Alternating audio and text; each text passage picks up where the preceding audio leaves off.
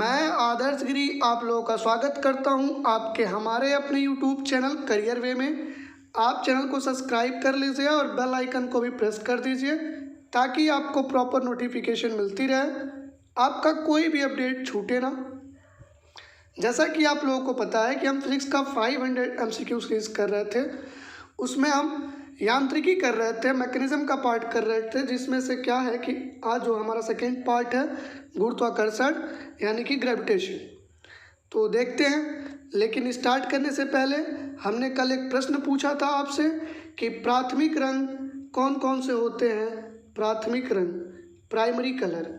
तो जो primary colour होते हैं, प्राथमिक रंग होते हैं, वो होते हैं निहारला, नीला, हरा और लाल। इसको याद करने का हमने आपको तरीका बहुत पहले बताया है। निहारला, नी हार ल, नीला, हरा और लाल।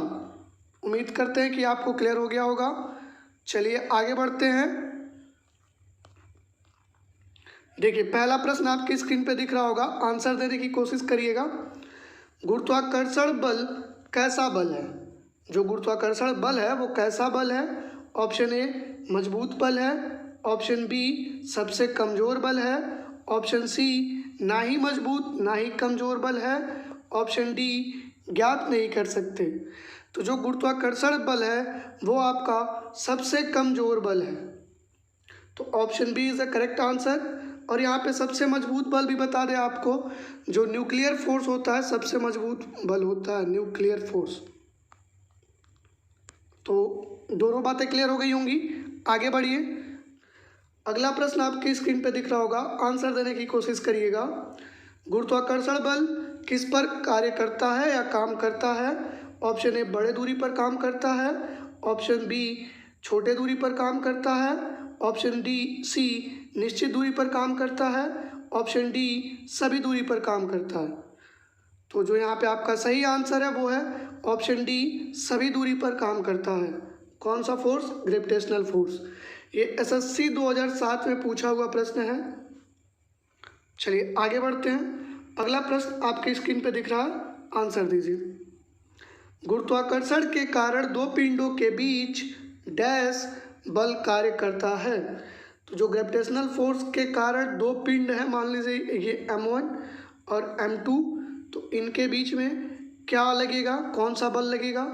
ऑप्शन ए आकर्षण, ऑप्शन बी प्रतिकर्षण, ऑप्शन सी आकर्षण तथा प्रतिकर्षण दोनों, ऑप्शन डी इनमें से कोई नहीं। तो ग्रेविटेशन के कारण इन दोनों के बीच में आकर्षण बल लगेगा, दोनों एक दूसरे की तरफ चिपकेंगे। तो आपका आंसर सही है ऑप्शन ए अट्रैक्शन फोर्स। उम्मीद करते हैं क्लियर हो गया होगा। आगे बढ़िए। अगला प्रश्न देखिए, आपकी स्क्रीन पे दिख रहा है, आंसर दीजिए। क्वेश्चन, जी का मान निर्भर करता है ऑप्शन ए आकार पर, ऑप्शन बी द्रव्यमान पर, ऑप्शन सी आकार और द्रव्यमान दोनों पर, ऑप्शन डी इनमें से किसी पर भी नहीं। तो जो जी का मान निर्भर करता है ना वो आकार पे निर्भर करता है ना ही वो द्रव्यमान पे निर्भर करता है। ये SSC और रेलवे दोनों का पूछा हुआ प्रश्न है। तो जो यहाँ पे आपका सही आंसर होगा वो होगा ऑप्शन डी। जो जी का मान होता है रूप, रंग, आकार, द्रव्यमान पे कतई निर्भर नहीं करता है। आगे बढ़िए। अगला क्वेश्चन आपकी स्क्रीन पे दिख रहा होगा, आंसर देने की कोशिश करिए। पृथ्वी की सतह से ऊपर या नीचे जाने पर जी के मान पर क्या प्रभाव पड़ेगा? देखिए, यहाँ पे दो प्रश्न हैं। पृथ्वी की सतह से ऊपर जाएंगे तब, और पृथ्वी की सतह से नीचे यानी कि केंद्र की तरफ जाएंगे तब जी के मान में क्या बदलाव होगा? ऑप्शन ए जी का मान बढ़ेगा, ऑप्शन बी कम होता है, ऑप्शन सी कभी बढ़ता है तथा कभी कम होता है, ऑप्शन डी कभी बदलाव नहीं आता। तो आंसर देने की कोशिश करिए। देखिए, जो यहाँ पे आपका सही आंसर है वो है ऑप्शन बी, कम होता है। अगर पृथ्वी की सतह से ऊपर जाएंगे तो भी जी का मान घटेगा, और पृथ्वी की सतह से अगर नीचे आएंगे तो भी जी का मान घटेगा। दोनों केस याद रखिएगा। ये दो प्रश्न हैं, हमने एक साथ इंक्लूड कर दिया है। आगे देखिए। प्रश्न है, विषुवत रेखा जिसको इक्वेटर बोलते हैं और इसी को 0 डिग्री लाइन भी बोलते हैं, पर जी का मान होता है, क्या होता है? ऑप्शन ए अधिकतम होता है, ऑप्शन बी न्यूनतम होता है, ऑप्शन सी समय के अनुसार बदलता रहता है, ऑप्शन डी शून्य होता है। तो जो इक्वेटर होता है, 0 डिग्री लाइन होती है, या विषुवत रेखा होता है, तीनों नाम एक ही है, याद रखिएगा। यहाँ पर जी का मान जो होता है सबसे न्यूनतम होता है, जो सबसे अधिक मान होता है जी का वो होता है पोल पे, पोल यानी कि ध्रुव। आगे बढ़िए, अगला प्रश्न आपकी स्क्रीन पे दिख रहा है, आंसर देने की कोशिश करिए। यदि पृथ्वी घूर्णन गति जिसको हम बोलते हैं रोटेशन बंद कर दे तो जी के मान में क्या होगा? अगर पृथ्वी जो अपने अक्ष पर घूमती है वो घूमना बंद कर दे तो क्या होगा? जी के मान में क्या होगा? ऑप्शन ए वृद्धि होगी, ऑप्शन बी कमी होगी, ऑप्शन सी कुछ कहा नहीं जा सकता, ऑप्शन डी अधिक से अधिक कमी होगी।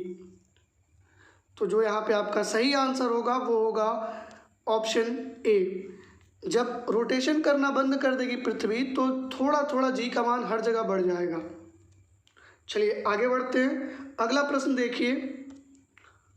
जब लिफ्ट ऊपर की ओर जाती है तो लिफ्ट में स्थिर पिंड का भार क्या होता है? ऑप्शन ए बढ़ा हुआ प्रतीत होता है, ऑप्शन बी घटा हुआ प्रतीत होता है, ऑप्शन सी पिंड के भार में कोई परिवर्तन प्रतीत नहीं होता है, ऑप्शन डी इनमें से कोई नहीं। तो लिफ्ट का 3 केस बनता है, वो तीनों आज हम बता देंगे आप लोगों को।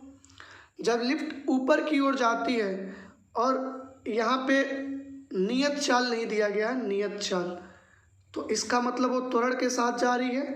अगर नियत लिखा होता तो बात बदल जाती, नियत नहीं लिखा यानी कि वो त्वरण के साथ ऊपर जा रही है, तो जो भार होगा वो बढ़ा हुआ प्रतीत होगा। Option A is a correct answer. आगे बढ़ते हैं, अगला प्रश्न देखिए। यदि नीचे उतरते समय लिफ्ट की डोरी टूट जाए तो पिंड का भार क्या होगा? मान लीजिए कि ये लिफ्ट है, नीचे आ रही है, ये डोरी यहाँ से टूट गई, तो जो इसके अंदर आदमी है उसका भार क्या होगा? ऑप्शन ए पिंड के भार में धनात्मक वृद्धि होगी, यानी कि जो उसका भार है बढ़ जाएगा। पिंड के भार में ऋणात्मक वृद्धि होगी, यानी कि उसका मान घट जाएगा। ऑप्शन सी पिंड का भार शून्य होता है, यानी कि जो उसका भार है वो शून्य हो जाएगा। ऑप्शन डी कोई परिवर्तन नहीं होता है। अगर ये डोरी टूट जाएगी तो जो पिंड का भार है वो शून्य हो जाएगा। Option C is a correct answer. हमने बोला था कि 3 केस बनेगा इसका, और एक केस जो है अगर लिफ्ट त्वरित गति से नीचे आ रही है, कहाँ आ रही है? नीचे की ओर आ रही है, तो जो इसमें आदमी है इसका भार कम प्रतीत होगा। भार को W से दिखाते हैं, वो कम प्रतीत होगा। क्लियर है? ये तीनों क्वेश्चन हमने बता दिए, ये 3 क्वेश्चन बनते हैं, और एक क्वेश्चन और बनता है जो हम पिछली वीडियो में करा चुके हैं, आप जाकर देख सकते हैं। आगे बढ़िए, अगला प्रश्न आपकी स्क्रीन पे दिख रहा है, आंसर दीजिए। जी का मान सर्वाधिक कहाँ होता है? जी का मान सबसे अधिक कहाँ होता है? ऑप्शन ए विषुवत रेखा पर, ऑप्शन बी ध्रुव पर, ऑप्शन सी हर जगह समान होता है, ऑप्शन डी इनमें से कोई नहीं। तो अभी हमने पीछे बताया कि जी का मान जो सबसे अधिक होता है पोल पर, यानी कि ध्रुव पर होता है, और सबसे कम कहाँ होता है? न्यूनतम, तो वो होता है आपका विषुवत रेखा पर। तो जो यहाँ पे आपका सही आंसर है, जी का सर्वाधिक मान ध्रुव पर होता है। आगे बढ़िए, अगला प्रश्न देखिए, और ये आपके एनटीपीसी एग्जाम के लिए मोस्ट इम्पॉर्टेंट है, और ये कई बार पेपर में पूछा हुआ है, बस ये न्यूमेरिकल वैल्यू बदल जाती है। देखिए प्रश्न कह रहा है 500 किग्रा यानी कि 500 किलोग्राम का तथा 5 किग्रा यानी कि 5 किलो की 2 वस्तुओं को निर्वात में गिराया जाता है, तो कौन सी वस्तु पृथ्वी पर पहले गिरेगी? ऑप्शन ए 500 किग्रा वाली, ऑप्शन बी 5 किग्रा वाली, ऑप्शन सी दोनों साथ में गिरेंगी, ऑप्शन डी ज्ञात नहीं कर सकते। अगर किसी भी दो वस्तु को निर्वात में गिराते हैं, उसका वजन कुछ भी हो, 500 किलो हो और एक का 1 किलो हो, तो दोनों लगभग साथ में पृथ्वी पर गिरेंगी। कब नहीं गिरेंगी? जब वो जब हवा में गिराया जाए और हवा में कोई वस्तु तैरने लगे, जैसे कि हवा में गिराते हैं कागज़ को तो तैरने लगती है, तो वो साथ में नहीं गिरेगी हवा में। लेकिन यहाँ पे ये नहीं कहा, हवा नहीं कहा, यहाँ पे निर्वात कहा गया है। तो निर्वात में कितना भी वजन हो वो दोनों साथ में ही गिरेंगी। Option C is the correct answer. आगे बढ़िए, अगला प्रश्न देखिए, और ये भी आपके एग्जाम के लिए मोस्ट इम्पॉर्टेंट है। जी का मान कहाँ पर शून्य होता है?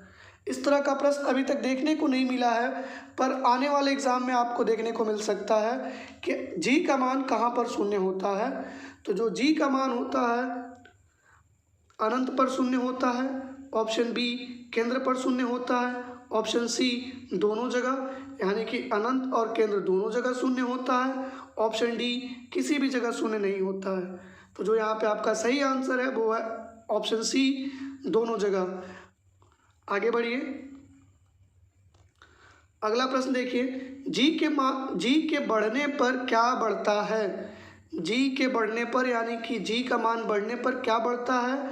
ऑप्शन ए भार बढ़ता है, ऑप्शन बी द्रव्यमान बढ़ता है, ऑप्शन सी भार और द्रव्यमान दोनों बढ़ता है, ऑप्शन डी इनमें से कोई नहीं। तो जब जी का मान बढ़ेगा तो क्या बढ़ेगा? आंसर दीजिए। हम आपको एक बार पहले बता चुके हैं कि द्रव्यमान ना बढ़ता है ना घटता है, जो भी बदलाव होता है सिर्फ और सिर्फ भार में होता है। तो यहाँ पे जो आपका सही आंसर है वो है ऑप्शन ए, जी के मान बढ़ने पर भार बढ़ जाएगा। भार को डब्ल्यू से दिखाते हैं, W equal to M G, mass into acceleration. जब ये बढ़ेगा तो ये भी बढ़ेगा, जब जी बढ़ेगा तो डब्ल्यू भी बढ़ेगा। क्लियर है? आगे बढ़िए, आगे हम आपको दो चीज़ें बता दें कि जो जी का मान होता है वो कितना होता है, वो होता है 9.8 मीटर पर सेकेंड स्क्वायर। और एक जी का फॉर्मूला होता है वो भी याद रखिएगा, G equal to G M E, mass of earth upon radius of earth का होल स्क्वायर। ये दो चीज़ें याद रखिएगा। जी का मान 9.8 मीटर पर सेकेंड स्क्वायर, ये आपको बहुत पहले याद हो चुका होगा।